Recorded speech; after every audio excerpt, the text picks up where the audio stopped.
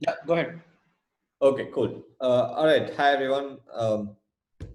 So today we'll be talking about whatever work we have done as a community within the quantum finance domain. And it started with Pawan giving a 5-hour lecture about 6.5 hour lecture about options and finding a use case is the biggest problem in any of the new age technology implementations, right? So in quantum finance, while we were looking for that, Pawan rightly had this use case, and then we built a team around that. And since it's a community project, like most things which we're trying to change very hard, is there's a lot of vigor at the beginning of something, and then it kind of fizzles away. And there's a lot of reasons behind that. Let's not go into that. But I mean, from a research base, like setting the incentives right would be the best way to get these things done, right? So while we are working on that, on the implementation side, we have gone to a certain level, which the tech team in the second half of this session will talk about. So the first half will be Pawan explaining quickly in a language that we can understand, so that the problem statement is set. And then the tech team is gonna talk about what has been built till now. And everyone just put on your hats of, if you're in hardware, think about from points of ISA conversions. If you're from cryptography, I don't know, protecting this, making it more secure, kind of thing. So try to look through that lens, because that's what we have been learning, right? In each of the verticals, we have been learning certain things. TA team has an advantage because they have been like learning everything. So if you can make notes on your Roam pages, that'll be great, so that this session becomes even more productive. And then like we have a base template to then go back to and build on. So the idea henceforth, like after this session, is to go back into the teams that we had formed earlier, and then start this whole thing jumpstart again. All right. So that's the context for today's session. And if you guys have any questions, we'll like wait for like 5 seconds, and then Pawan can start. Okay, cool. So I'll not introduce myself. I guess most of you all know. I was there in the introduction meeting with all you guys. So probably there's no need for me to introduce myself. So let me straight away get started. One quick thing I want to tell you is that while we have planned this session for 1 hour, my guess is that it's going to extend by at least 15-20 minutes. I know it's late in the night, so I'm just letting you know ahead of time. Because as you guys know, you all understand quantum computing, and you know that any problem that requires quantum computing to solve is definitely not going to be a trivial problem. It's going to be pretty complicated, and definitely it's going to take some time to understand it. And hence, I think it's going to take a little longer than what we are thinking. But we'll see if I'm able to convey. I'm going to try and simplify this as much as possible.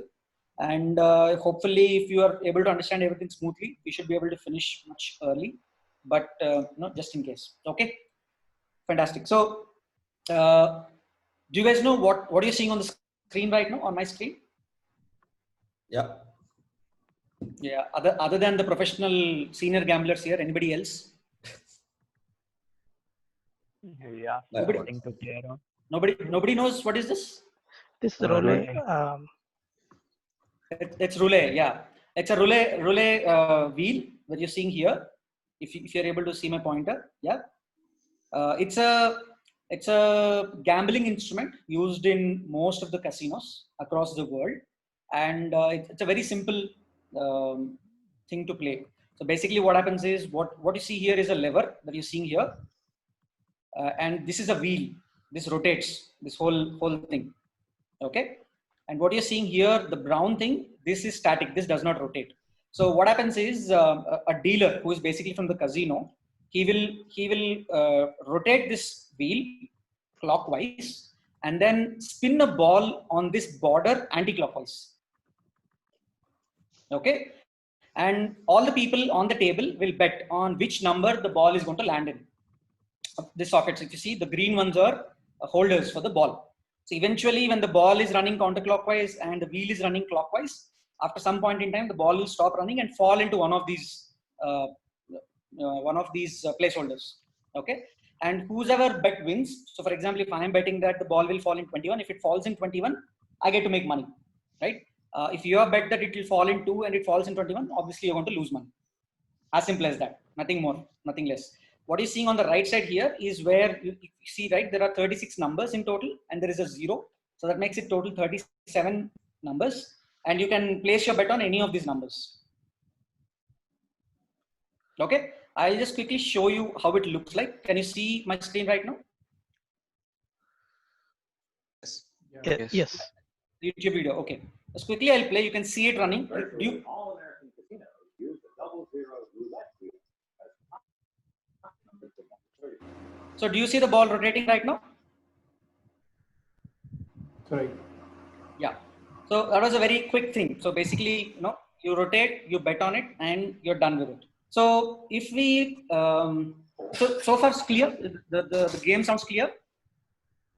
Any questions? Yep. Yeah. Clear. Okay, fantastic. So let's say that you are now sitting on this table.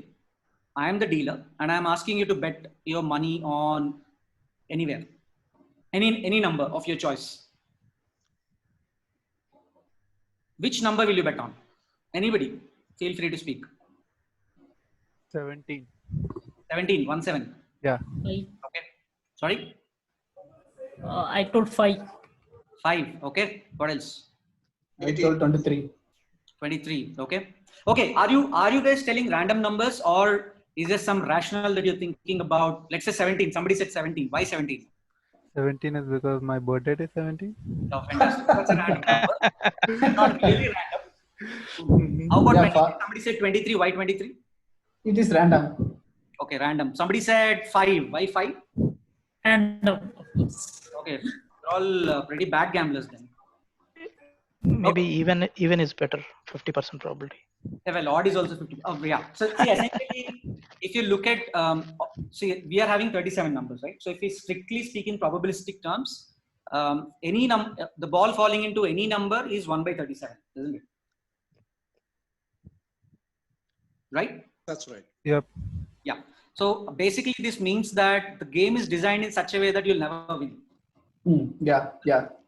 1 by 37 probability, Oh. and if you bet on a single number, there's a very less chance that even if you play many number of games, eventually you will probably win, but the amount that you have already lost, you'll not be able to cover that. Right?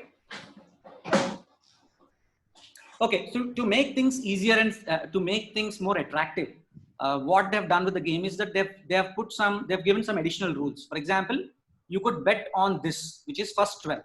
So if you bet on first 12, any number out of this 12, if the ball falls, then you win.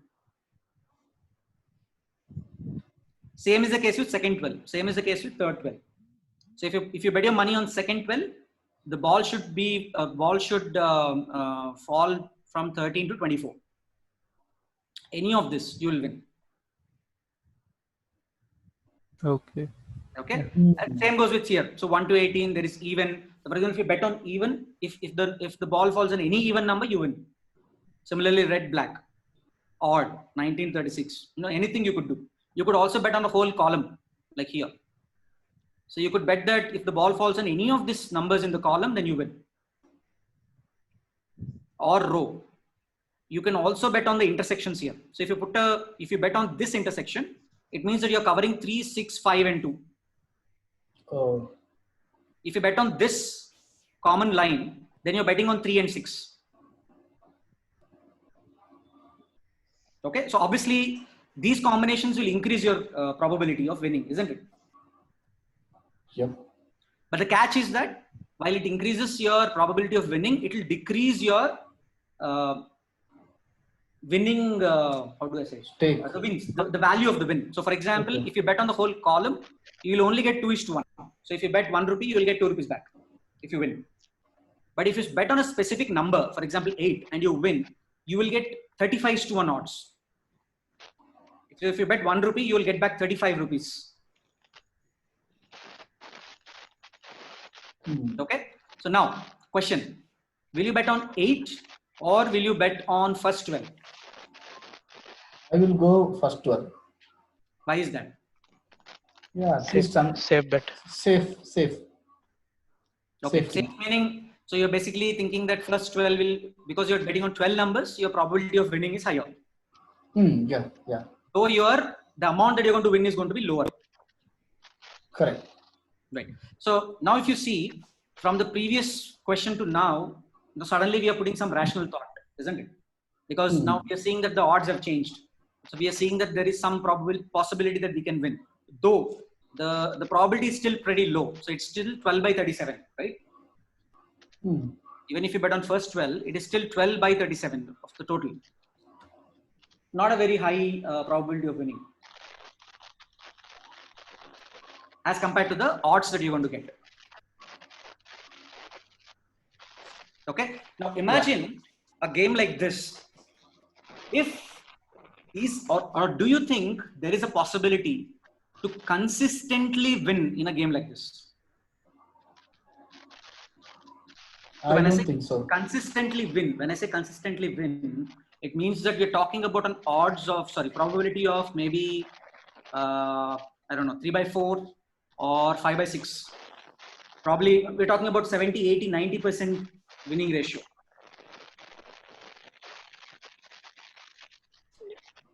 Usually expectation of any of these games is negative. So there is no way that you can come out first.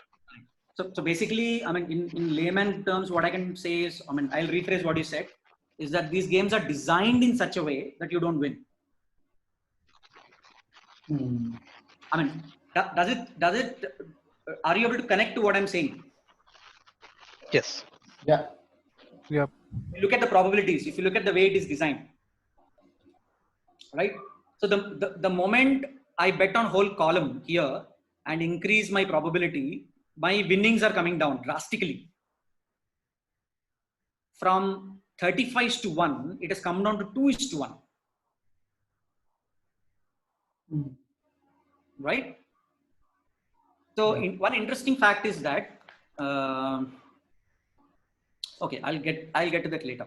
Okay, so let's establish that in a game like this, in a roulette, in a Russian roulette or American roulette, the chances of somebody going to the casino, sitting on the table, betting on a specific number or betting on any combination and winning is pretty low, right?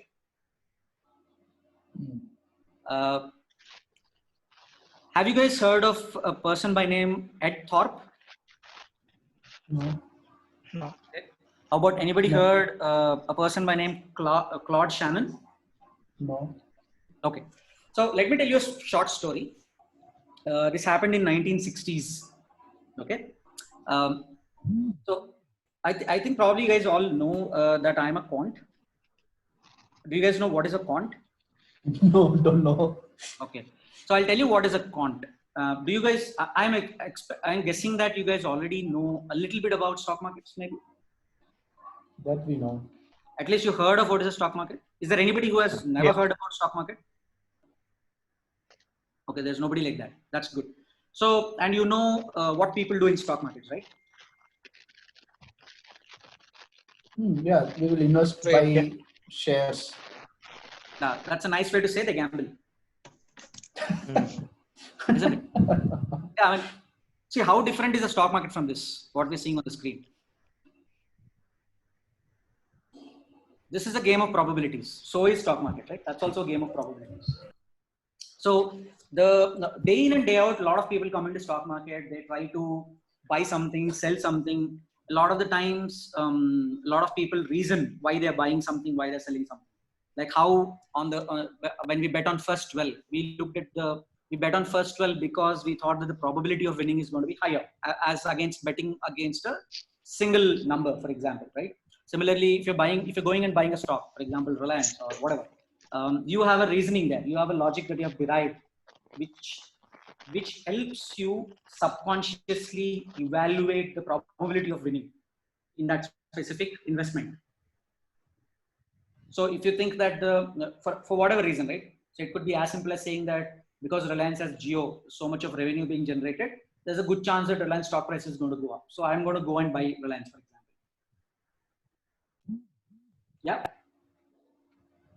or it could be as simple as reason that everybody around you is buying Reliance and hence you're going and buying Reliance. Like how somebody said that because it was his birth date, he bet on that specific number. Similarly, if everybody around you is buying a stock, you would also want to buy a stock. You would also want to ride the trend that's going to come out of it. Right? So there are various ways that people rationalize an investment, purchasing something in stock market or selling something back in stock market, etc. Quants are also a class of people who trade in stock markets, but their reasoning is a bit different from everybody else. Okay, their reasoning is deep rooted into mathematics and statistics. So quants analyze a lot of data. They look at hidden patterns within the data using the concepts of mathematics and statistics. Okay, and then they try to take advantage of that. So for a person like me, I do not differentiate between a company like Reliance and a company like SBI. For me, they are just two time series. That's it. You guys know what is time series, right? Yeah. Yes. Yeah. Sort of time series. Yeah, you don't need to understand the detail. Basically, they're just two technical. How do I say? They are two technical instruments for me. I don't care whether Reliance has Jio. I don't care whether SBI is the largest bank in India. I don't care whether SBI is a publicly owned company versus Reliance is a privately owned company, or rather, it's a private sector company versus a public sector company, etc., etc. I don't care about it. What I care is what data has it produced over the last 5 years, 10 years, 15 years, or whatever time frame I have, and what kind of patterns are emerging in that data. And then take advantage of that patterns into the future. So sometimes we project into the futures. Sometimes there is prediction involved as to what this data or this time series, what is it going to do in future? And then we try to take advantage of that. Okay, that is briefly. I mean, I can't explain to you the entire quant gamut. It's more complicated. But at a very basic level, that's what it is. They are just quants consider themselves to be more hi-fi. I don't think that is true, but that's how it is. People think like that. But their focus is more on using mathematics, statistics, and of course, recently data science, right? And obviously in future, quantum computing. No question about it. Okay. So Ed Thorp, the person that I was asking you about, Ed Thorp is known as the greatest quant ever the world has ever known so far. He is known as the father of quant. So this is in the time frame of 1960s. Okay, we're not talking about 2000s or 2020s. We're talking about 1960s, a time frame when somebody like Ed Thorp used to look at data and try to pick out patterns from it. Okay, so he became popular because have you guys heard of a game called Blackjack? Yes. Yeah. Yes. So Blackjack is also a game like roulette. It's just that, I mean, like roulette meaning Blackjack is also a casino game. People bet on it, and it's more memory intensive. It's more, I wouldn't say mathematics, but yes, it's definitely memory intensive. So people who have strong memory can take, can improve their odds in Blackjack, right? So Ed Thorp was a person who pioneered the usage of this mathematical models in Blackjack, in the game of Blackjack. And he went on to win a lot of competitions. He made a lot of money in Blackjack himself. Okay. Ed Thorp tried to break this game of roulette. And like we all have already come to a conclusion, he could not. The greatest quant the world has ever seen could not break the game of roulette. He could not find ways to improve his odds or improve the probability of winning in roulette. Okay, so definitely roulette is not a simple game that could be, you cannot. It's definitely designed for casinos to make money and not for people like us to make money. Okay, so when Ed Thorp thought that he cannot anymore work on this anymore, he tried a lot. He spent quite an amount of time in terms of years. He's a mathematician, by the way. Ed Thorp is a mathematician. and he tried and he could not. He was very successful in blackjack, but he could not break through roulette. Okay, so at some point in time during 1960s, he met a person, a professor in MIT by name Claude Shannon. Okay, Claude Shannon was never into blackjack or never into roulette, etc. So Shannon was a simple mathematics professor, but unfortunately, none of us know about Shannon, though he is a very, very important personality in the whole computing field. Okay, the reason is that Shannon is the person who took the binary number system and applied it to electronic circuits, thereby giving birth to computers. This is news. So computers are all based on binary on off, right? Electricity on, electricity off. If electricity is on, you have 1. If it is off, you have 0. That's the whole, I mean, the whole thing is built on it. And he was the one who did this, who built this whole system of taking the binary number system. Till then, binary number system was just a mathematical concept. Electronic circuits were electronic circuits. He brought them together, applied them, and created a combined circuit, which then was taken and taken forward into the whole computers world. Okay, he is the guy who created the whole information theory. So he's a pretty, he did a lot of good work for us, but unfortunately, not many people know about. Unfortunately, yeah. So essentially what happened was during 1960s when Ed Thorp was trying to do this, when he was not able to succeed, for other reasons, he met Shannon and they started collaborating with each other. And then what they did was pretty phenomenal after that, when they both came together. So the one person, Ed Thorp, was a quant. Both of them were mathematicians, by the way, but Ed Thorp was more into the finance or more into this kind of gamblings, bettings, and finding the odds, probabilities, this kind of mathematics. And he had a history. I mean, he had proved that he could do it with blackjack. And there was Shannon, who was more into the hardcore computers, right? He was able to pick up electronic circuits, binary number systems, put them together, design information theory, etc. So there were different personalities. They had different skills, but when they came together, they created something very phenomenal. And can you guess what was that phenomenal thing? It's breaking the roulette logic. Exactly. They did break roulette game. They did break it and they did win it consistently over a period of time. And how they did it is actually a very interesting story. I'll just tell you in 5 minutes. We'll not spend much time there. But this roulette game has a huge relevance to what we're going to discuss about what we're doing now. And that's why I'm spending so much time about this. Okay. So what they did was that if you look at this roulette game, now what we did just before, what we did was when we said that we have to bet on single number, we deduced that the probability of winning on a single number is 1 by 37, right? That's clear. Yes, no, guys? Yes. Okay. Yes. Then it's a simple probability, right? Simple school, secondary mathematics probability. So the more numbers I add to it, the higher the probability increases proportionately. So we are able to calculate the probabilities.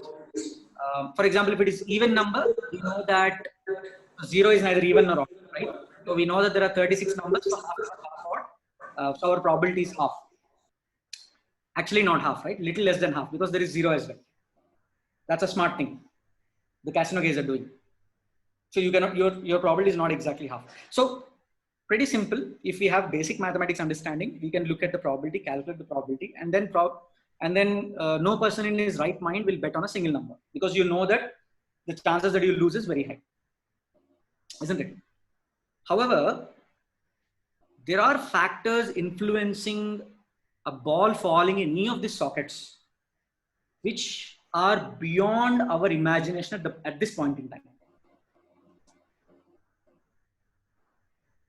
Can you try and think of some factor which is not visible on the screen, but is influencing the ball falling in a specific socket? Like, Anybody? is it something related to rotational mechanics, like the slope? Yes, absolutely. So, for Yes, example, so- what is the speed with which this wheel is rotating? what is the speed with which the ball is rotating counterclockwise? What is the weight of this handle? The weight of the handle and the force that the person is applying will change the way the ball is going to rotate and fall, right? The weight of the ball itself is also an influencing factor. The heavier it is, the lesser the probability that it will jump sockets. The lighter it is, the higher the probability that it will jump the sockets, for example. Just a simple example. So all of these factors are not visible to us on the screen. What you're seeing on the screen is simple numbers that can be estimated using probability. Now, this is what these two guys did. These two guys realized that there is more to play here than what is visible, and they actually they bought a real roulette wheel like this. In those days, it costed them $1,500. It was a standard roulette wheel, right? Most of the casinos that they used to use was a standard roulette wheel. So they bought a wheel that was used in the casino, and then in 1960 they put various sensors on the wheel to understand how this whole thing works. What's the mechanics behind it? Now, remember that when this roulette wheel was designed by the manufacturers, it was never designed with the thought of reducing the probability, because for them it didn't matter. For them, what mattered was to build a roulette with a specification, and the specification was not designed in such a way that the weight should be higher or the ball weight should be lower, etc. But what these guys did was to take it and then rip it apart to understand the whole mechanics of what is working here. Okay, so they put sensors, then they started trials. They were running the balls. They were seeing how long it takes for it to rotate. So what they used to do is they used to time. So based on how long the ball takes to complete one revolution, they used to time it. Every revolution they used to time. Using that, they used to deduce the speed. And then they used to find out that if this is the speed in the first rotation of the ball, if this is the speed of the wheel in the first rotation, what are the chances and which number will it fall? Okay. Guys, are you with me? Yes, Yeah. yes. Yes, we are following. Yeah. It making sense to you guys? Yeah.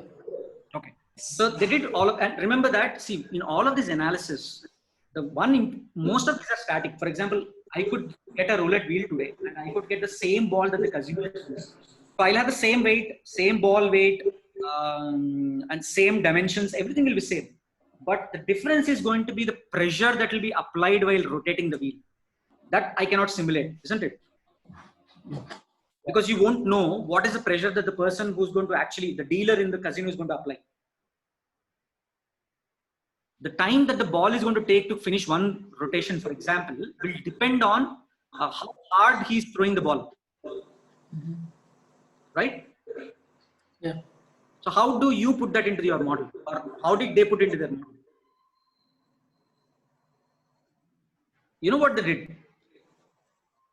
In 1960, they designed a computer that was size of a cigarette box. Mm-hmm. They put it in their shoe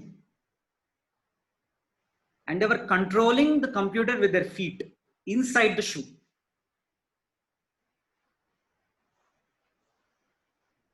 So they would have two switches. What they would do is the moment the dealer rotated the wheel, they used to press one switch with one of their fingers in the inside feet. The moment it completed one rotation, they would press the another switch. And then the model would run inside their shoe. And it would transmit the probability of which number the ball is going to fall into to some other person who was wearing a headphone, wireless.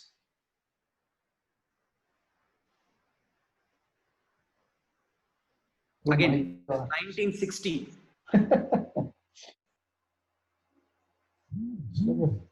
Okay. James Bond movie.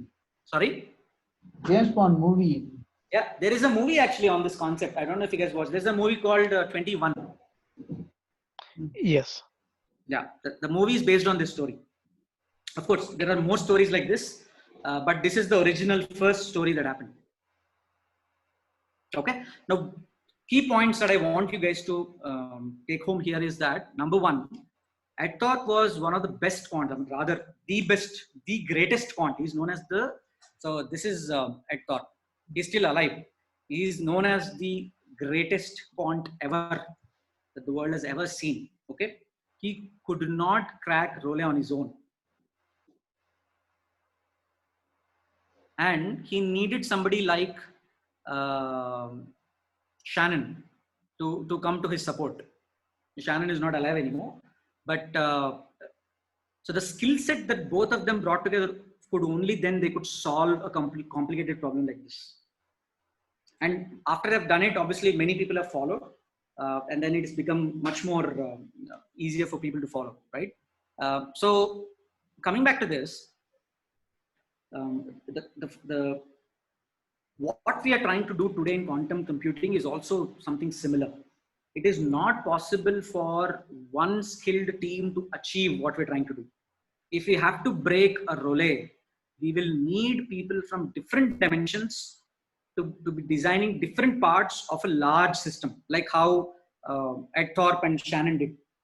So what Thorp and Shannon did was to bring different skills together and then build something that could have not been possible for each of them to build separately. Probably if it had been like I was telling you about Blackjack, right? Blackjack, Ed Thorp could do it on his own. There was no help required. Because it was more about memory. It was more about remembering. The game is like that. You can go and read about it. You'll understand that the game is all about remembering what cards are being thrown out of the deck. If you know that, then you can increase your odds automatically. But Rollet is not like that, right? It requires much more sophisticated system because it is designed like this. In fact, Blackjack was also designed for the casinos to win, but then it was not foolproof. I mean, there were loopholes that they could use, but Rollet is not like that. Even today, if you seek suggestion from any gamblers, professional gamblers, they'll tell you that the last game you should play in a casino is Rollet. If you're really hell-bent on losing your money, you play this. Otherwise, there are other games that they'll have better probability of winning. Okay. So the key point here is that our objective of what we're trying to achieve in quantum finance will require people from different streams, like how we are having today with people on this call. We'll need people who have hardware skills, who can design hardware in such a way that we can break instead of Rollet, probably the stock market. I know it's very ambitious, but yeah, that's what it is, right? If you need people who have this mathematical skills, the data science skills, people who can look for patterns, but they still can't take advantage of it unless special things are required. You need people who are having machine learning background, for example, right? Because there is a lot of predictability that's going to happen, right? And what we are trying to do in terms of stock market is exactly like what you're seeing on Rollet. There are various combinations of bets possible, and each combination of bets will change your probability of winning. However, it will also reduce your winning size, your price size. So the objective is always to continue to increase your probability of winning and also to increase the size of winning. That's how you make money, isn't it? Or that's how you break Rollet. And for that, you will have to understand, or rather, we'll have to understand the factors that are influencing this whole stock market game beyond what is visible, beyond the price, beyond the name of the stock. What's happening? What is behind, under the hood? Like how they basically ripped this apart, put the sensors, understood the whole functioning of this. We'll also, from a quantum finance point of view, also we will need to understand the whole domain by ripping apart, understanding what factors influencing it, and then taking advantage of those factors. And the good point is that, like in a Rollet, there's a single casino owner, right? And it's in his interest to protect his capital. But in stock market, it's not like that. It's a distributed, real-time distributed system. So there's no one owner. We are not causing damage to some one specific owner. It's a pretty competitive, I would sometimes call it a sport. It's a pretty competitive sport. So like in tennis, right? If you win, somebody else has to lose. There's no choice for it. Both of the competitors cannot be winners. So there is no single owner. It's a distributed system. So it's in fact that's a advantage and a disadvantage, because a true distributed system across the globe is much more difficult to defeat as compared to a single isolated kind of a casino kind of an environment, right? Because in the world of stock markets, the factors influencing this game are much larger than what we had just discussed in case of roulette. So clearly, the firepower required to break it is also much more required. A simple rationale like what we're discussing in case of, for example, Reliance, if Jio is there, it's bringing in revenue, hoping to buy it and making money is not going to work. Are you guys with me? Yeah. Yep. Yes, Pawan. Yes. Yeah, cool. So what we're doing is that to be able to do this, just like how you have this relay here and people bet on specific numbers, in stock markets also there is a provision to do this, right? And that's called a derivatives market. So there are two kinds of markets in stocks. There is a cash or spot market, and there is a derivatives market. The spot market is where the actual asset is traded. So for example, if you buy one stock of Reliance or you sell one stock of Reliance, it happens on the spot market where the transfer of ownership actually happens. So if I buy one share of Reliance, then I become a part owner of Reliance, right? Yep. Is that clear for everybody? If I buy a share, it simply means that I'm becoming part owner of the company. That's it. There's nothing else to it.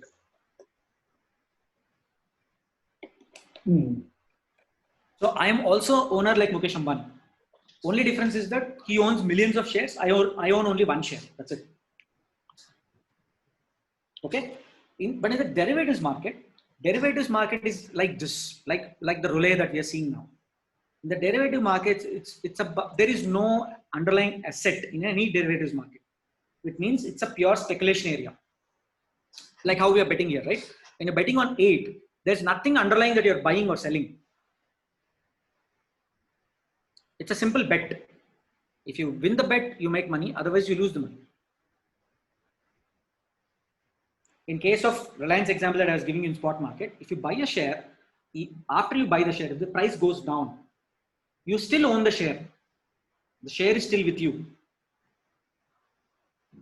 You have a hard asset in your hand, right? But derivatives market is not like that. It's like this roulette wheel. You spin the wheel. Basically, you choose a specific stock. Like you bet on Reliance, which is 8, for example. If the wheel lands on 8 or the ball lands on 8, you win. Which means if the stock price goes up, you win. Otherwise, you don't. You lose. Okay. Clear so far? Yeah. Yep. Yes. Okay. But just like how we saw in roulette, the possibilities of betting are much larger than just simply betting on a single number like 8. So instead of just saying that Reliance will go up or not, there are various combinations possible. So I could place a bet saying that Reliance will go down instead of saying it will go up. Okay. I could place a bet saying that Reliance will neither go up nor go down. I could place a bet saying that Reliance will either go up or stay where it is. Or I could place a bet saying that Reliance will either go down or stay where it is. Or I could place a bet saying that Reliance will either go up or down, but do not stay where it is. Like how we were seeing here, like first 12, or red and black, or odd and even, for example, or a whole column. So there are various combinations. I could put I could bet on this specific intersection point, which means I'm putting it on 4 numbers. Yeah. So there are various, in the derivatives market also, there are various combinations that are possible, which will tell, based on what I think about a specific stock, I can go and place my bet. Okay. And this is made possible using an instrument called options. So within derivatives, there are 2. So if you're able to see my screen right now, you can see that within financial markets, there is a spot market that we discussed about, where actually the hard asset is transacted. And there is a derivative markets where there is a futures and options. Forget about forward markets for now. It's not relevant for us. There's a futures and options market. And whatever combinations I was talking to you about, they're all made possible using options market. So in a sense, this whole roulette, what we were discussing about, is now the options market. Okay, we started off with comparing roulette to a financials market. Then we moved to comparing this roulette wheel with derivatives market. Now we are saying that this roulette wheel is nothing but an options market. Okay, and there are various bets possible in this options market.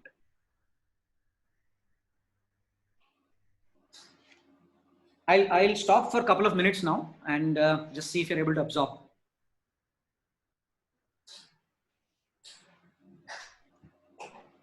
Any questions anywhere? Anything that is not clear? Yeah, I have one question. This is Yeah, Raj. Mhm. So in options, you're saying that unlike the normal ones, there is no real stock. You're saying. Yes. So without stock, how we can buy share? You won't buy a share.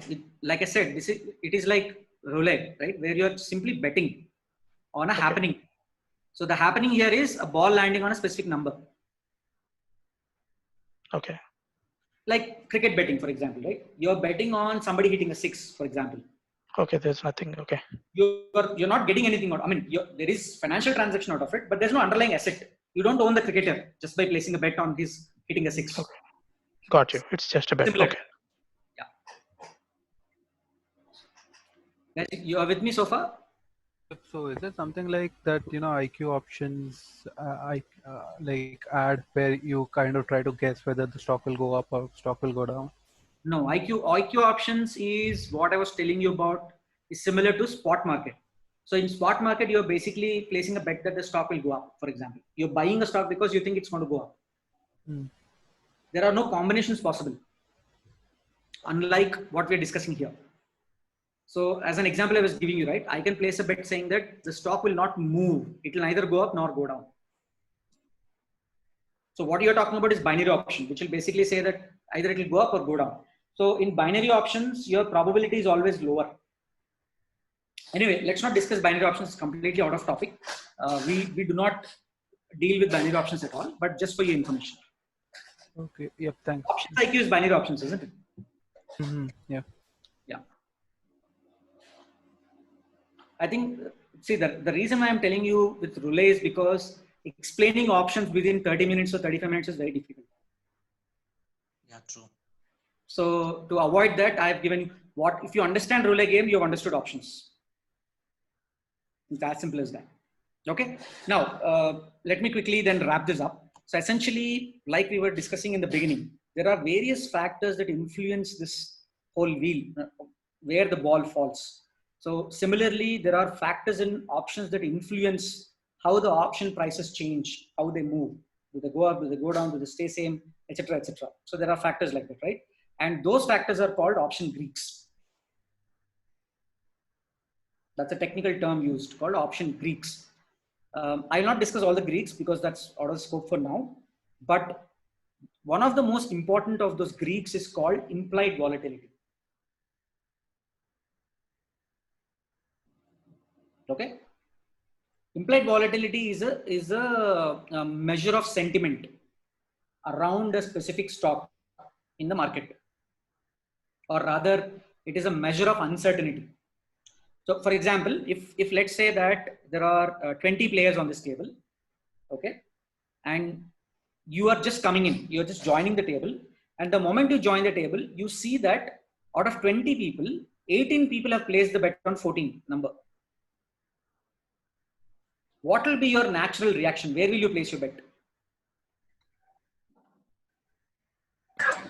14. Because if the whole table is putting on 14, there's something happening that you don't know. That's a natural way of thinking. Even if you lose money, everybody else is also going to lose money along with you. It's not like you're not placing somewhere on 36 and losing isolated, right? So you will take the chance. You'll go and put it on 14. So the 14 will keep getting piled up. Okay, so there's something happening on 14 which nobody knows. There is some kind of maybe there is nothing, you never know. But the key point is that everybody coming onto it will naturally make 14 a focus point. So similarly, implied volatility is something which will, so the moment you pick a specific stock, for example, if 14 is Reliance, and if the implied volatility of 14 is very high, then people are expecting some uncertain event that's going to happen on 14 or on Reliance, for example. Okay, there's a very simplistic way of telling you. Obviously, because I can't spend too much of time explaining everything, then we'll run into like 4 or 5 hours of session. So that's not possible. But just understand that implied volatility is something which measures the uncertainty around that specific stock, any stock. Okay, and based on that, implied volatility is an important factor that influences the price of the option. Similarly, how the let's say force on this lever, the force that is applied on the lever will influence where the ball is going to fall. Similarly, the value of the implied volatility influences the price of an option going up or going down. So our of all the Greeks, this is very important. There are various reasons for it. We'll not again get into that. But the key point is that whatever software we are building now as part of quantum computing is going to take advantage of this implied volatility, this factor. So if I know under what pressure, in what slots the ball can fall, if I'm able to sample it, if I can create, let's say, 10,000 samples, each sample having a different pressure on the lever and all other environment variables as well, and then figure out what in what pockets this ball is falling, then I can predict into the future that if a specific pressure is applied, then I can go and bet on a number in such a way that my probability is higher. Right? Is that clear? Yes. Yep. Yeah. That's what we are trying to do. We're trying to take advantage of implied volatility as a factor, just like how we take advantage of pressure. We're going to measure from past data, figure out under what circumstances what implied volatility was there and how it influenced, and then take advantage of that into future. And there is quite a bit of mathematics involved in this as well. Options is very maths heavy. The whole concept of options itself is pretty maths heavy. So when you see the demonstration by KG and team, you'll realize that. But it's a very math centric. So you take maths, you take machine learning, you take the whole quantum gamut, and then you can predict into the future, increase your probability to 60, 70, 80, 90%, and then break the whole options market. That's what we are trying to do. Okay. One last thing I'll address before I wrap up. Why quantum computing? Why not do it using classical computers? Anybody wants to take a guess? Is it because of the superposition, like the extra feature? Like you can explore all the possibilities within less amount of time. Exactly. So in fact, you can explore all the possibilities, not just in less amount of time. Today in classical computing, see if you look at this table, okay? Now I told you, so you can see 36 plus 137 numbers, right? But I told you that you can bet on intersections. For example, if you bet here, you're betting on 4 numbers. If you bet on this intersection, you're betting these 2 numbers. So just this one line anywhere is these 2 numbers. If you bet here on this intersection, you're betting on 3, 2, and 0. So now we can see that the combinations are increasing, isn't it? Guys, you're with me? Yeah. Yes. When it was just single numbers, all you could do was place 36 bits, 36 independent bits. But with this new equation that I've brought in, there are now many more combinations possible. Okay, this with only 36 or 37 numbers. What if I have 150 stocks? How many combinations could be possible? Right? There are huge number of combinations possible. And evaluating all of these combinations to understand all the factors that are influencing these combinations and then deducing which is the best possible combination is a humongous task for a classical computer. Does that resonate as a problem good enough for a quantum computing, guys? Yes. Sorry? Yes, yes. Okay, if not, please speak up now, because it's very important for you to be clear why we are using quantum computing. Otherwise, there's no point. Right? So the point here is that it's not just the combinations. See, there are combinations here, but you have to remember that when I apply the factors of force, when I apply the factors of speed, when I apply the factor of ball weight, etc., then the probabilities of these combinations will change. Okay, and remember that when I bet money, it is not necessary that I place only single bet. So what I can do is I can put one bet on this intersection, I can place one bet on this intersection, I can place one bet on this second 12, and I can place one bet on black. Now, can you tell me that if I combine all of these 4 bets, what is my probability of winning? I mean, mathematically we can tell, right? As of now, we can simply do mathematics and tell what is the probability. So basically it will be 4 by 37 plus 4 by 37 plus, I don't know, 2 by 37, etc. Whatever, right? All of this, if you sum it up, then it gives you your overall probability. Right. So it means that I can create bets in such a combination. Now, the probability that we just calculated, which is 4 by 37 plus, etc., is not considering these factors. By 37, it will be something else. So if I apply these factors, take these probabilities, change these probabilities according to these factors, then sum them up across these 4 bets, and then compare it with a different 4 combination bets. For example, I could place one bet on this whole column, second bet on this whole column, and third bet on 1 to 18, and fourth bet on even. So this is a different 4 bet thing, and the earlier one was a different 4 bet. Now, which between these two, which has a higher probability of winning? Under the influence of these factors.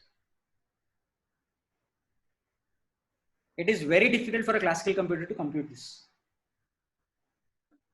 So basically we're trying to do a reverse. What we're trying to do is, given all of these factors, given all of this information, design or build a portfolio of 4 bets in such a way that the probability of winning is high and the amount of winning is also going to be high.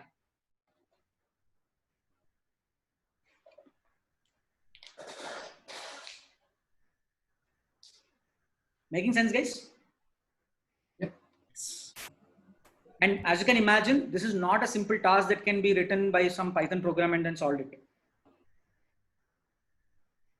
So while there are Ed Thorpes in this team, we definitely need Shannons. I have a doubt. Thorpe can't solve this problem. Sorry? I have a question. Like when you say the probability of winning is maximum, so you're just trying to say like the chances of the numbers falling within that range and not the amount of money which you're doubling, like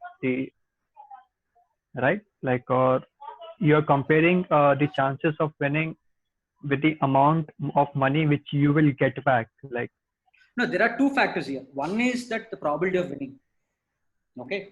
The second is the amount of money that you're going to make when you win. See, if your probability of winning is 60%, okay, but if you make 0.1% as return, it's of no use. If your probability is 90%, but you make 0.1%, it's still of no use. Like that, like both are like the parallel ways which you need to look to.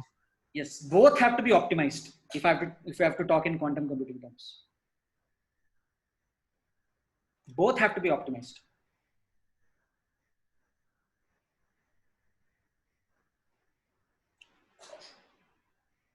Okay. Yes. I'll quickly wait for 2 minutes for any questions. Hi, this is Raj. One question. Raj, yeah. So will there be kind of a specific options that we'll be targeting, and there is a data set related to it, or yes, is it like a generic model? No, it will be a set of 150 stocks. Oh, okay. mostly in the derivative space. All the major stocks in derivative space. Of course, we are always concerned about liquidity. Liquidity means that there have to be sufficient number of derivative contracts traded. If it is thinly traded, I mean, if there are not many people interested in that stock, then we wouldn't want to get into that, right? Because then our probability will have so there is an additional influence on our probability, which is the liquidity part, which we cannot control. So we avoid that. So considering that, we are looking in the vicinity of 100 to 150 stocks. Okay, and so the variables will also is it like dynamic? That means I mean different to different stocks, or you have already some set of variables that you are thinking in mind? The variables are option Greeks and they are fixed. Oh, okay. Yeah, and they are very mathematical in nature. So oh, gotcha. I think the key point was that for you guys to once you are happy to come on board and start contributing, maybe then we'll take you through more detailing. So this will require a much more detailed understanding of option Greeks and how the whole option things work. That domain understanding is required. So we'll get there, but not in the introductory session. Sure. Yeah. Thanks. Sure, no problem. Any other question, guys? Pawan, will you get the data? I mean, historical data online? Okay. Yes, there are free data also available. There are some paid sources also. I have access to paid data, so any paid data required I can provide. But free data, there is already sufficient amount of free data available. Okay. Yeah. See, that's the interesting part, right? All the data is available. Okay. All the patterns are sitting inside the data. You just need people to be able to look into it, look at the right way, look in the right direction, and find the pattern. Mm-hmm. Not that people don't do it. Don't get me wrong. Of course, people do it, but I think there is still a lot more juice left, especially with technologies like quantum computing. Now you can look at things which nobody knew existed before, right? Like how these people were able to understand roulette table using sensors and pocket computers and things like that, which nobody could do it in 1960. I mean, if everybody had access to the technology, probably people would have done it.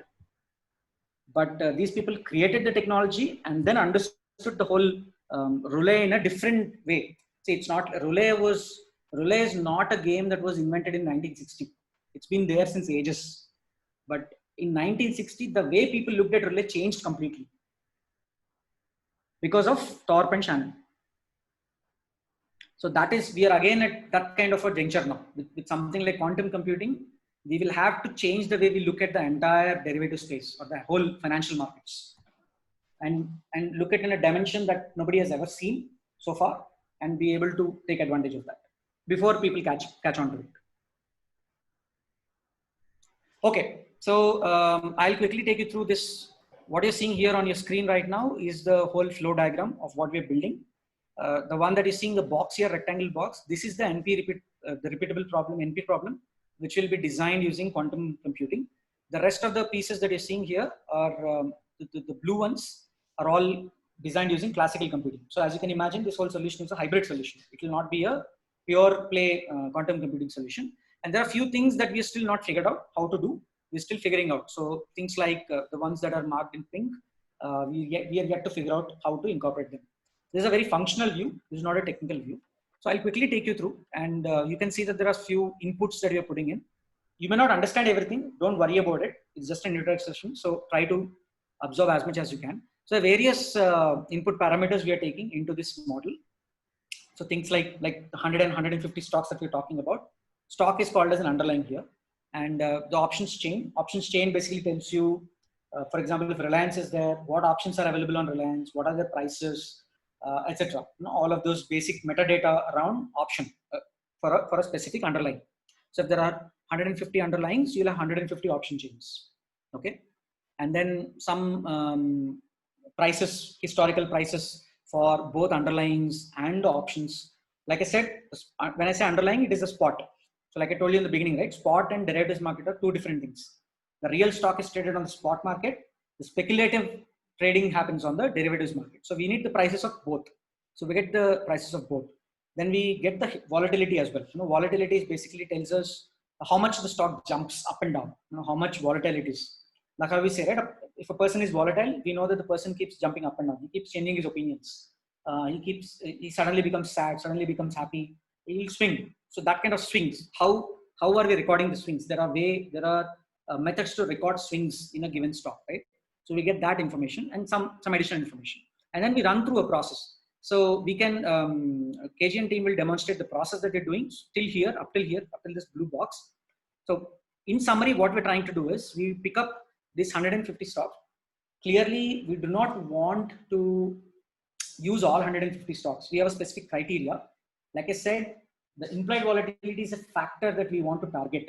We want to understand implied volatility and take advantage of it, right? So we have defined few rules. So we are saying that if the implied volatility is very high, so let's say greater than 90 or greater than 95, only then they are suitable for us to consider in our model. Okay. Now, implied volatility is like the speed of the ball. It is not something that you can look at a roulette wheel and figure out. You have to calculate it. Similarly, the IV is not something that you can simply look at and figure out. You'll have to calculate it based on various other information available. So that IV calculation is what is happening here. So if you can see that we are calculating the IV here in this step, IV and IVP. IVP is a percentile, which will basically tell us relatively whether the IV is high or low at this moment in time. Yeah.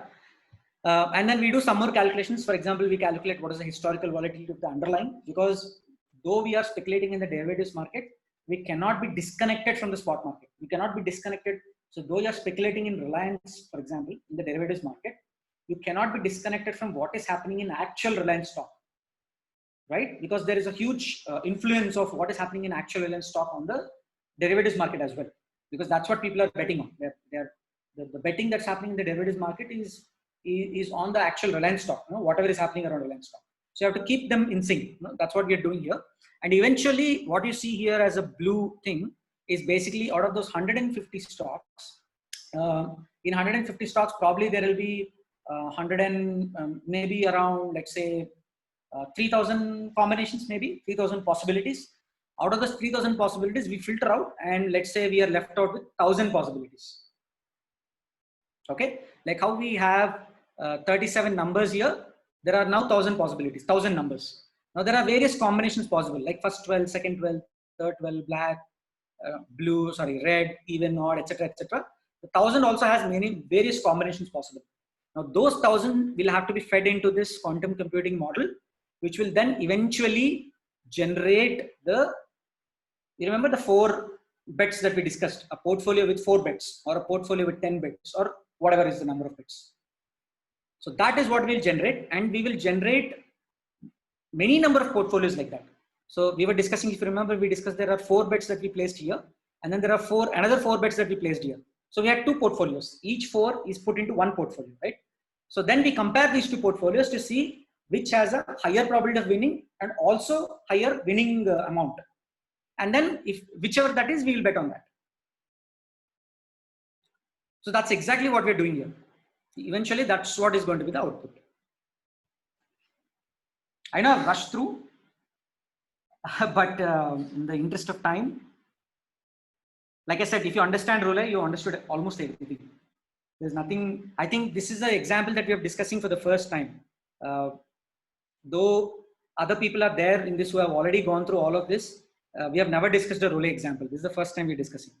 So hopefully it's more clear for them as well now. But yeah, that's where I'll stop, and I'll quickly ask if you have any questions.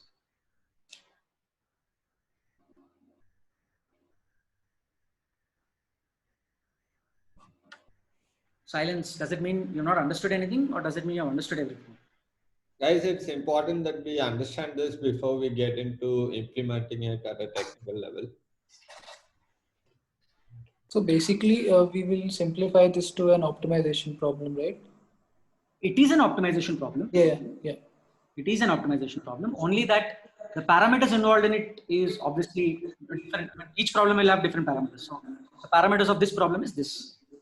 Okay. So like I said, I mean, we will go into much more detail once you all come on board. This is more like an introduction just for you to understand what kind of problem we are dealing with, what kind of problem we are trying to solve. Okay. And if there is one thing that I want to leave you with from my talk so far, is that we are trying to solve a problem that nobody has solved so far in the world. I had one question. Yeah, go ahead.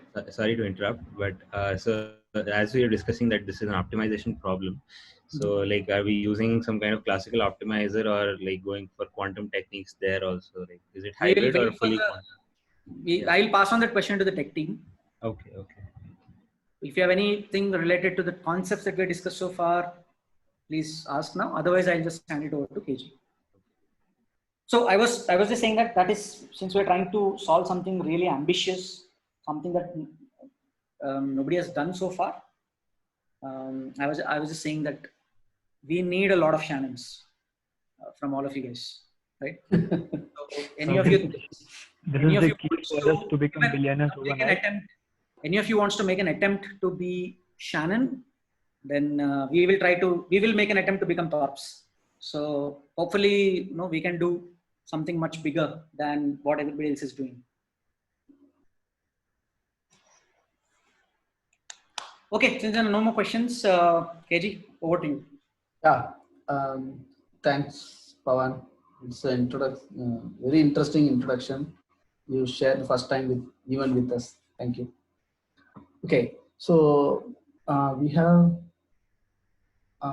Can we have another 10 minutes time?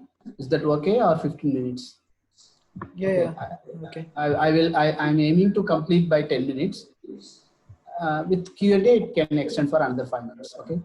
So first, I will introduce my team. The tech team there are 7 team members, but out of the 7 team members, Samruddha, Anand, and Dibangshu are the core technical team, and they are supported by Vakram and Vikas.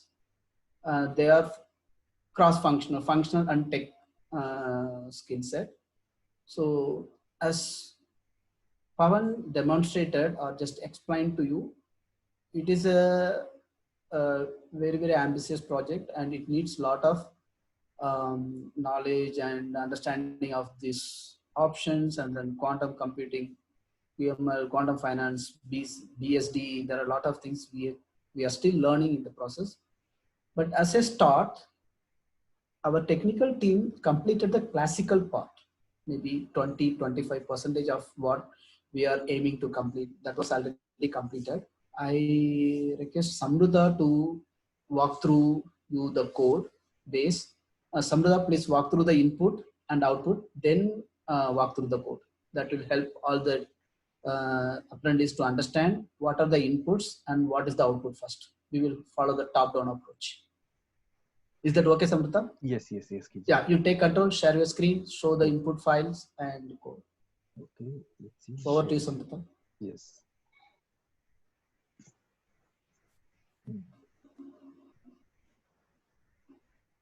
Okay, this is the code, but let's talk about the inputs and output first.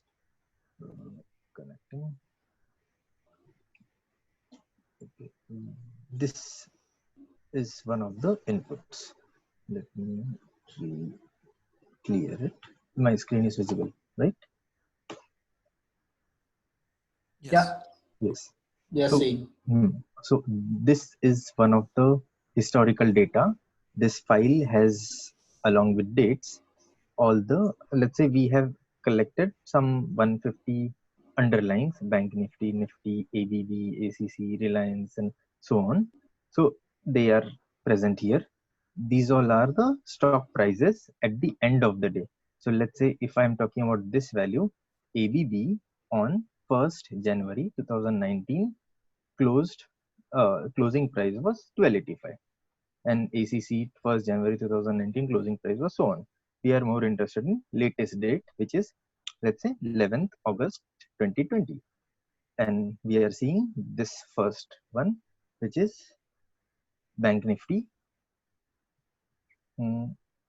closed at all this value 22227, and similarly others. So this is one of the inputs, as in which is the list of all the underlyings, all the stocks for which data needs to be collected, and all of their market prices. Based on this data, we can calculate historical volatility. And let's say once we have stock prices for all these days, we will be able to calculate more details. We will see these details in the code. So this is one of the inputs. Okay, now if we want to see one of the outputs, it's this. Let's say, yes, we were saying Bank Nifty. Okay, let me filter. So here I have taken a subset of the outputs. Instead of having it for 150 stocks, I took it for 10 stocks, first 10, 11. And okay, the output is this. So like Pawan told, all these options have an expiry date. So if so, all through which we identified, and different strike prices. So let's say this is talking about symbol Bank Nifty. Samruddha, sorry to interrupt. One quick thing. Yes. So guys, what you're seeing on the screen are the factors that influence the option prices, like the expiry date, the strike price, the implied volatility you can see here, right? The delta, theta, gamma, vega, all of these are option Greeks, the last 5 columns. So these are all the factors that influence the option price, which we need to take into consideration, like the speed of the ball or the pressure on the lever, etc. Yeah, go ahead, Samruddha. Okay. So let's say if we are talking about Bank Nifty, it closed today at 22227. So let's say if we are interested in the closest option, so let's see let's understand this entire column once. So for Bank Nifty, the expiry date, the upcoming expiry date is this. This is the strike price for this call option. Let's say if someone buys this call option, it is like he's betting that Bank Nifty will end above 22200 by the end of the month, as in by this date. Let's say if you buy something like this and it ends it ends at 22,500, then this difference between 22,500 and 22,200 will be your gains, 300. Okay. So this is call option. There are 2 types, but let's not go there right now. So this what I discussed is call option. Similarly, there is a put option. Put option is for price going down. Then this is the last traded value for this option today. So this option was sold for 609 rupees. This is today's timestamp. This is the difference between today and expiry date, which is 16 days. This is spot price, the closing price today. This is whether the option is ITM, ATM, OTM, meaning how what is the in relation to spot price, whether it is bigger, less, greater, lesser, as in what are you betting on? As in, let's say if current spot price is, let's say 20 all this 22227, then if you're taking for, let's say 22,500, then it will be relatively cheaper. As in, let's say if you bet for 22,500, it is like you will, let's say if it goes above 22,500, you will get the excess amount about 22,500. But this is the premium you'll have to pay, which is slightly less than 609. So it's okay, we will get the hang of it. So this is one of the important parameters we are calculating through our code. In other words, the premium is nothing but the amount that you want to bet on it, which will also have the odds of how do I say it will have the probability of winning also embedded into it. So it will take a different session to help you understand that, but just understand the fact that this is the amount of money that you're betting, That amount of money is also, this price is also having a kind of probability embedded into it. Okay, how we will understand probably in the later sessions. Okay. Go ahead, Sandra. And this is a factor which is implied volatility. This is the factor. This represents sentiments of the market. It can be as in very low also, or if you see here, it has been very high also. And this is a calculated value, right, Samruddha? Yes. Yes, yes. We calculated it through one of the libraries in Python. Okay. So these values are, so this is an observed value, what people are willing to pay. Then this days to expiry, meaning how much time is left for expiry. This is the, let's say, stock price at the end of the day. And based on these 3-4 things, we calculated this. Then this is IVP, which is which tells percentile, meaning let's say if we calculate this IV, implied volatility, for the past 30 days, then whether it is one of the topmost or one of the bottommost in among the IV. So let's say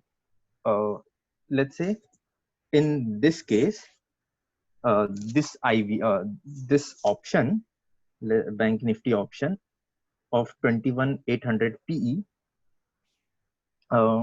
was always having higher implied volatility than 30.19, and 30 was the least value. So that is why we are getting IVP such low.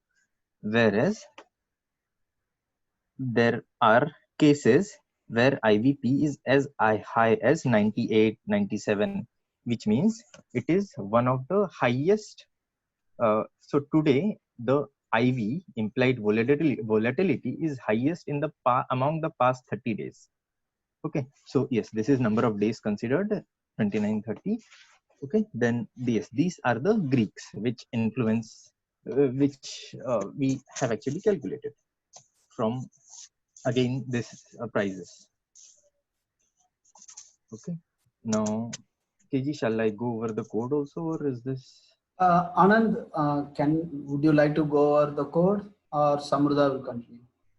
Okay, Anand will do his part. I will. Is Anand available? Because Anand present. network have a problem, right? That's why I'm asking Anand opinion. Yeah, Samruddha will share the screen and I'll take over. Yeah, please. Because you continue sharing the screen, Anand will explain. Yes. Yeah, please, Anand, go ahead. Should I request remote control? Oh, okay. Let's see how to. Yeah, you request. I will give you. Yeah, you request. So I'm Anand. So I'll just walk you through the code. So here it's nothing but we are just importing Google Drive into this Colab. So you are familiar with Colab, right? Most of us are working in Python. Should be familiar with Jupyter Notebook or Colab, I guess. Yeah. So here we are installing the libraries or packages that are not pre-installed in Colab. So like Colab has most of the packages pre-installed, and here some of the packages that we are importing, which is pre-installed in Python or in Colab. So here we start our code. So this is a class. So I think everybody at least know about OOPS, class functions and all, I guess. So class is nothing but a family, and the functions or the variables in it are just like family members. So here this init function is basically like a constructor. So if you know classes, constructor is basically when we call the class, the constructor will automatically run, the function will automatically run without calling itself. So here in this constructor, we are just giving the basic variables or the required things we needed through the entire class. So we can give it in the functions as well, but we have given it here for more reliability. So here are the most of the things that we needed in the rest of the functions. So this function, first function, it is like a method also. So this kg show status, which will give us the current timestamp. So when we get the results, So the timestamp will also be printed so that we can know that when the thing is running, when it happened or when it started and when it's stopping. So the next is expiry. So let me explain. Like every month, the last Thursday is the month end expiry of options. Like as Pawan sir said, it's nothing like the roulette is stopped and yeah, the same. The roulette is stopped, then the betting or everything is stopped, and the result will be announced, right? So the same way, the And expiry. I think that's a very good analogy. So basically, expiry tells you how long the bet is going to be valid. In case of roulette, it's just one round. So you spin it once, then it stops. If it stops on your number, you win. Otherwise, you don't win, right? It's done. But in case of an option, that bet is valid for 30 days. So you will know the result only at the end of 30th day or whatever, 26 days, 27 days. There's specific duration. So like Anand is saying, it is last Thursday of every month. Last Thursday of every month is when all the bets that have been done so far in that month are evaluated, and the decision happens on which bet has won and which bet has not won. Go ahead, Anand. Anand, considering the interest of time, just walk through what are the functions. Later, we will have a separate session for team member who are opting for quantum finance. So for them we will walk through. So just explain the function and then what is the purpose. Considering the interest of time already, this is 11:50. Yeah, sure. Yeah. So this expiry will get us the last 3 month end expiry. So that is current month expiry, previous and previous to previous month expiry. So then here we are trying to get the historical data. So there is another function to get the historical data. So here we are just getting up everything. We are getting the underlying list, current market price list, because we as said the input is current last price or the closing price of every underlying. And then this dates function, this is just to convert the timestamp. And count, so here I'm just taking one underlying and getting the counts of last 30 days, because we are considering the previous 30 days of closing data to find volatility, implied volatility and all. So we are getting the dates. And the thing is, this options, it's like same like in NSE India, there is option chain. So it's we are getting option chain data from NSE India. So we are downloading it for the previous 30 days. So it is like we are extracting it from the URL like in the NSE India website, and we are converting that into a file, a CSV file, and we are keeping it. So it basically has options and futures details, and then download historical data. So this basically downloads the first Excel sheet that you have seen. So it's in the CSV file format. So it's the closing price of every underlying or the listed underlying of I say 150, and we are getting closing price from 2019 up till now. So from find strike price, Samrita will go ahead. Okay. Yeah. So this was the function used to generate this file. Okay, historical data file. Now we will use this file, this data, this information in this file, and in this function we create a array sort of to get, let's say, if I want this bank nifty price on this date, and so on. We since we'll need this information later, we are creating a sort of array. Then here we are here we are selecting the okay, here yes, this is the output. Here we are selecting the handful of option prices which we are strike prices which we are interested in, as in we are not interested in very far ones. So here we are giving that. Then this is the function which calculates where we are calculating all the option Greeks and IV. This IV and all this delta, theta, gamma, vega, we are calculating it in this function. There are various factors like interest rate, or then here in this we are taking one of the option chain files, which is, let's say, bow copy. Let me show you one of them. This is one of the bow copies. This has far too many fields. We are only interested in options, and let's say, and that too there are too many. Let's say we are talking about one particular stock, let's say Oro Pharma, and that there are 3 different expiries, current 2-3 months. We are interested in current month. Then let's say we are talking about strike price of 240. So all this selection process, filtering process is done in this loop. Here we are eliminating if in case the symbol that is not traded for futures or options, then and so on. So let's say everything is, let's say after we filter out one particular option, then we calculate its IV. Yes, then we will require a few more fields. Let's say spot price, which is taken from Yahoo Finance data, which is here, but is not found in Bhav-Copy. That's okay. We are taking data from few other places, and we are keeping it together, and then using this median library to and all these variables, spot price and strike price and days to expiration, to eventually calculate the implied volatility and Greeks. So this gives us theta, gamma, vega, and so on. So all these Greeks are then stored in a variable and then eventually saved in that file. So there's one or two things will change for call or input that we have handled here. So this is the function which takes all those things and uses this median library function. Okay, then there is one more function which we have used, this calculating IVP, implied volatility percentile. So this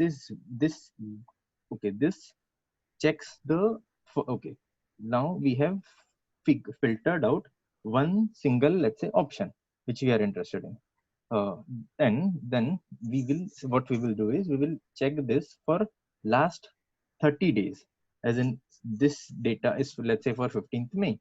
We will check it for other 29 days also around it, and then we will know whether this IV, what we are seeing, is it highest or lowest. It's like a classroom of 30 people. We will know whose marks are highest or percentile wise and so on. Then essentially this calculates that. Yes, it checks a few corner cases and things like that, but overall it does that. And then yes, I think that's optimization somewhat, and then that is what we have. Yeah. Yes. Yeah, complete that main function. Okay. Yes. Okay. This is function. So this is the actual action. So far we have been defining classes. Now we call those functions. So here, okay. So here we are checking statuses. Okay. Okay. First we will download Bhav-Copy, then download historical data, and then initializing some values. Then let's say moreover here, yes. Moreover here we are let's say we are giving a list of underlyings that check for all these underlyings, or if I want to handpick a selected underlyings, then this here I did for, let's say, 1 to 11. So it calculated for all these underlyings, and then here then it will call that function which we saw up there, calculate Greeks for this particular underlying, and the data for that will be stored here, which is printed in a file. Yes, this which then goes into this if it is not empty, and then yes, it is eventually printed to a file, CSV file, which is visible in front of us. Great. Great, Samrita.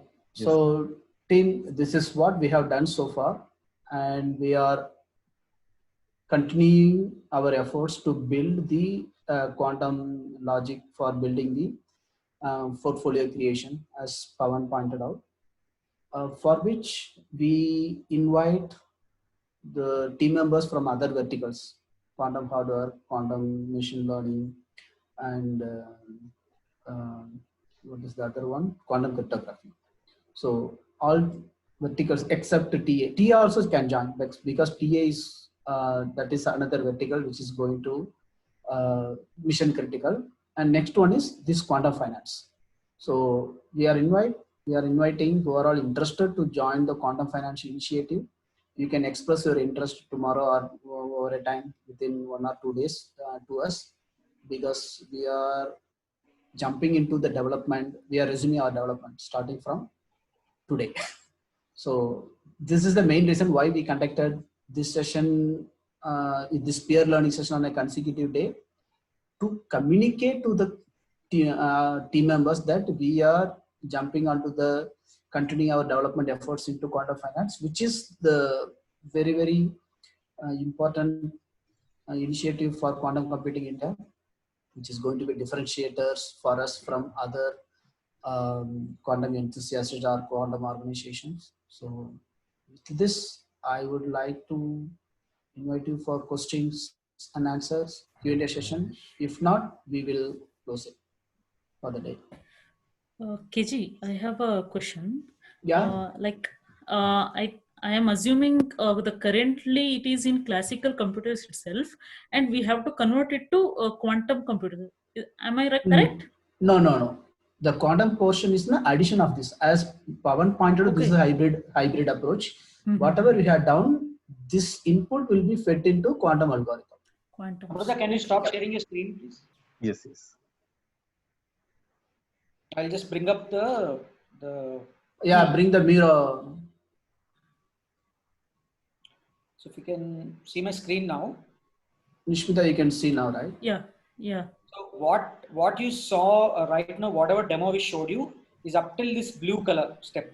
So we started from and we have progressed and we have come up to here. Now this is the quantum computing part. This did not require quantum computing effort because it can be done using classical computing as well. So we chose to do it using classical computing. Going further, everything that we do has to be from quantum computing realm. Okay, interesting. Yeah. So we are not. We have planned such a way that the only NP hard problem will come into quantum portion. The other portion will remain in classical computing. We are following the hybrid approach suggested by the QML course. There is a EDX course. No, they suggested this approach instead of everything in quantum computing. This is TPU, CPU, QPU approach. Graphical processing unit, tensor processing unit, then quantum processing unit, then our standard CPU, central processing unit. All these units will be put into this hybrid approach to build the portfolio creation. And Sadap will help us to design the technical part, the quantum part, and we invite other technical team members also. Guys, any thoughts on the problem? Do you think it is exciting enough for you guys from a quantum computing perspective? Of course. We crack it. Sorry? Amazing. You might become a millionaire in India. What is that millionaire? Sorry? Billionaire. Millionaire. Millionaire is not out of. You will become millionaire using this? What?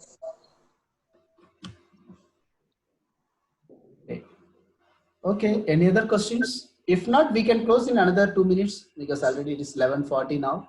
It is 11:38 now. You team members, please feel free to contact your Spox for sharing your interest. Then we will be pulled into this quantum finance initiative. You can stay in both your vertical as well as quantum finance also. That is up to you. As long as you are ready to contribute and then put forth your efforts, you can be in multiple verticals. I had a question earlier, sir. I asked about the optimization, type of optimization being used. So can it be answered now or in the? We can plan another day, Abir. Okay. That will take time. Okay, yeah, I understand. Cool. Thanks for understanding. Already it is 11:40. People will kill us. For Aniruddha, your answer, we are planning circuit model. We are not planning annealing.